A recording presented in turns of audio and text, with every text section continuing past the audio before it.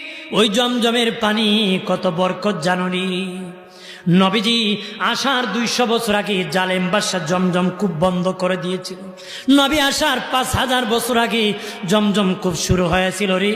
নবী আসার 200 বছর আগে জালেম বাদশা বন্ধ করে দিয়েছিল। নবীর দাদা আব্দে মুত্তালিব আল্লাহ বলেন, স্বপ্নে বলেন তাইবা খনন করো, উনি বোঝেন নাই। দ্বিতীয় বললেন তাহেরা খনন করো, তৃতীয় দিন বললেন জমজম খনন করো।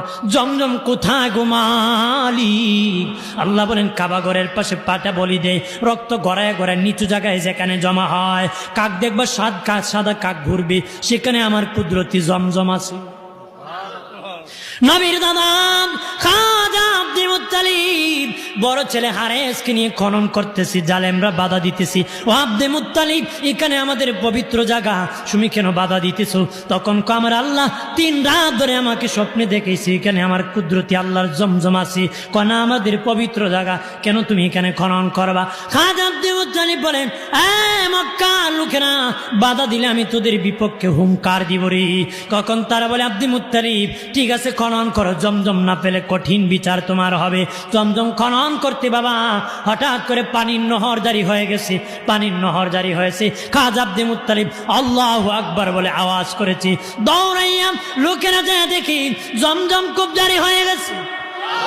আর জোরে তখন তারা বলে আব্দুল মুত্তালিব একা তুমি মালিক না আমরাও মালিক। খাজা আব্দুল মুত্তালিব কয় আমি মালিক, আমার আল্লাহ আমাকে দিয়েছে, তোমরা মালিক না। তখন তারা কয় আমরাও মালিক। খাজা আব্দুল মুত্তালিব বলেন না না, সিরিয়ায় যাব, গণক মহিলা আছে, ওই ব্যক্তি গণক গণবি, স্বপ্নের তাবির করবি, সে বলে দিবি কে জমজম কূপের মালিক, চলো রে। স্বপ্নের তাবির করে তারা রওনা করেছে মরুভূমির রাস্তা ভুলিয়া। বাবা এমন রাস্তায় গিয়েছে সামনে গেলে মরণ, পিছনে গেলে মরণ, সাথে কোনো পানি নাই, খাবার নাই, মরে যাবে রে।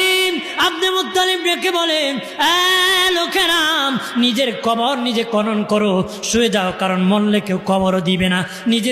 নিজেরা কবর খনন করিয়া শুয়ে গেছে।